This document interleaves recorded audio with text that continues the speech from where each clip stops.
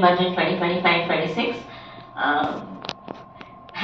This is a great privilege to be here in front of all the dignitaries on and off the stage and present my views. Because we have so many learned speakers from every sector and from financial backgrounds, I will not touch base all sectors and say what is already said, but I will only deal with I will only speak about the sectors that I am related to or I am working for, which is agri and energy. So as we start this discussion, I want to stress upon the fact that a national budget is never about numbers or allocations. We already have a copy from the national budget saying that these are the allocations sector-wise budget, whatever is allocated. But then it is much more beyond that. It is a country's vision to its economic growth, the government's priorities, and the roadmap how we achieve them. So when we combine all of them, that is how we see the growth, and that is what the importance of budget is. First and foremost, because I assume we have not people from diverse backgrounds in this particular forum, I will start from fundamentals to ensure that everyone is in sync with the talk, or everyone is related to the gets information which is relevant to them. And net exports. When we say consumption, we say what the whole country consumes and spends on it. Investments, what we invest, like businesses invest. Then next is the government spendings through subsidies, through allocations and everything. And last one is net exports, which is export minus import. So when we concentrate to grow that, the beauty of budget 2025-26 is its focus on increasing the consumption. Having said that, the remaining factors to GDP remains more or less consistent or same. We are focusing here to increase the consumption. Why I am saying it? Because now, what is India's strength? India's major strength is its population. Population of 142 crores. And when we say population of 142 crores, the majority of us are middle class. Right now, the percentage is around 30%. But the forecast shows that by 2047, we'll be around, the middle class people will be around 60% of the entire population. So with this growing middle class community, the focus is at right place, where they have increased the tax slabs, reduced, increased as in the slab ranges are increased and the minimum taxable component is decreased and it has changed significantly from 7 lakhs to 12.75, which is a big change, which is a big shift. And with this, what does this mean? Middle class will have more savings. When middle class has more savings, it will spend more. It will have more spending ability. When it has more spending ability, the consumption will go high, contributing to the economy or the GDP of the nation.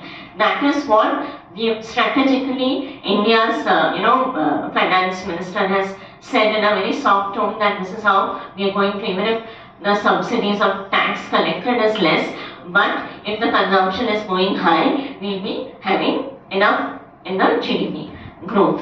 So in this, along with this, I think the day the national budget was declared, that same day, certain stocks like FMCG, airlines, and domestic tourism, automobile sector company stocks have risen enormously.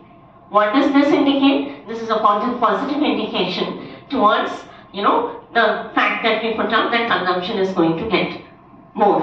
And with this, there will be a stability in the nation in spite of the global instability in terms of politics, in terms of even in terms of there are upcoming war-like situation that we might predict or something, or in global politics we have many ifs and buts there. So we see a little amount of optimism in India's growth. Now, So coming on to the sectors that I deal with, it's an agri sector. It is a complete end-to-end cycle that they have touch based, like right from the propagation of seeds to KCC limit being increased, the Kisan credit card limit being increased to 5 lakhs, and Dhan Dhanya Krishi Yojana to be handholding 100 districts with low productivity, which will, impact kind of 1.7 crore farmers, which is a big number. Pulses sector, we are targeting it to be, India to be self-sufficient in pulses, and that is what the 6-year Atmanirbhar Pulses mission says. Focus on cotton farming and makhana boards to be set up, as rightly said by Shri Rajanji. Now, another thing which the speakers before me, like Sanjeevji and Rajanji, had focused that it is a very important, thing that has come up now, that we are now going to operate through community hubs. That is what government has also told, that rural economy is now getting in focus through community hubs, which is something Odisha as a state was doing in earlier times as well, through SNG groups or whatever. But now India as a notion has that vision, where they will be setting up community hubs and giving all these provisions or benefits to these hubs. And there's a unique proposal that is to be launched soon, which has not been clear till now, but it is to be launched soon, in increasing the consumption patterns of fruits and vegetables, which even I am waiting for, because that is something that will increase because we produce, we export. Now there are many ifs and buts and norms that we have to pass through to get our things to be exported. But if our internal consumption is increased, nothing like it. So that is a very positive thing that is coming up.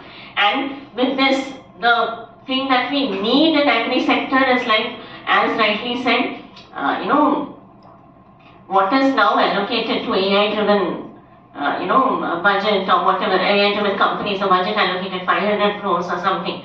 What is AI? AI is data-driven decision making, right? When there is, so I will urge Odisha government to make our data a little more appropriate to use, because the data, when we go to FICCI or any institute, like government forum for that matter, the kind of data that they have, if we rely on that data, I'm not sure whether we are going to use AI in the proper way or not.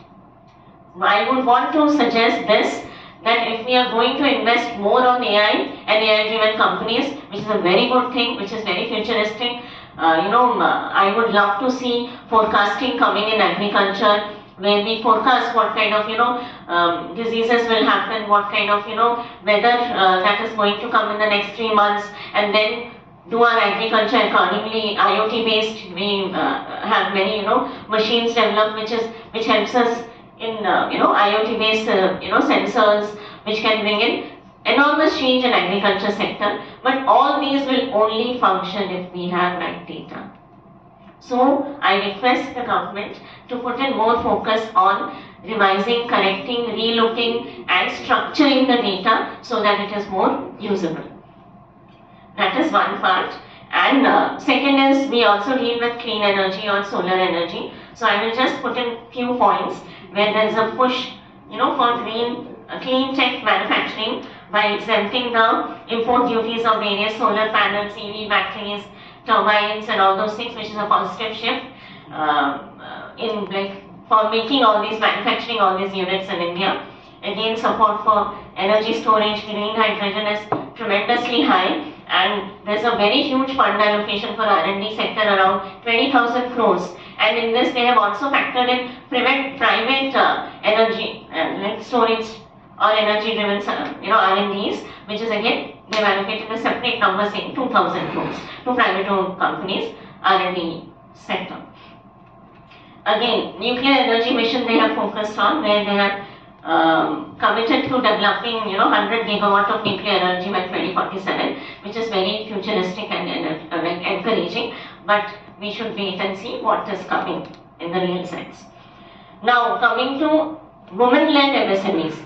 As already Rajanji has already touched upon the MSMEs offerings and whatever is discussed in this budget, I will just add to it, saying that Yes, rightly said by him, the most beautiful thing that this particular MSME budget had was a special focus on first time entrepreneurs and a special mention on women entrepreneurs, SC, ST entrepreneurs to be provided a loan up to 2 crores. That is a huge number, and that mention, that subtle mention of women and SC, ST is also a boosting thing where we say that okay, they will be looking out for these kind of entrepreneurs to accommodate in this slab. Now, credit cards for micro entrepreneurs, enterprises, the limit for credit cards has gone high, which is a positive thing. Again, NIFTs to be established, yes, I completely agree with Rajanji, why only potential? Now that we have a government that is in line with the nation, at least, market yourself enough so that they give special allocation for Odisha as well. New slabs, new, concessions in the slab. Likewise, they have new classifications and criteria for MSME slabs, which is wonderful. I mean, the investment criteria has gone up to 2.5 times. The one that was like for micro, it was 1, now it is 2.5 investment, minimum investment. And the turnover criteria has gone up to 2 times. So they have increased the bracket of every MSME category. When we say MSME category, so now what is that government is saying here? Government is saying MSME is no more small and micro enterprises only. MSME is now very much a part of the mainstream business and very much a part of the the contributions from MSME are very much significant for the GDP, the nation's growth, and for generating employment in totality. So in these sectors, and moving forward or looking forward to more engaging discussions from the other speakers. Thank you all.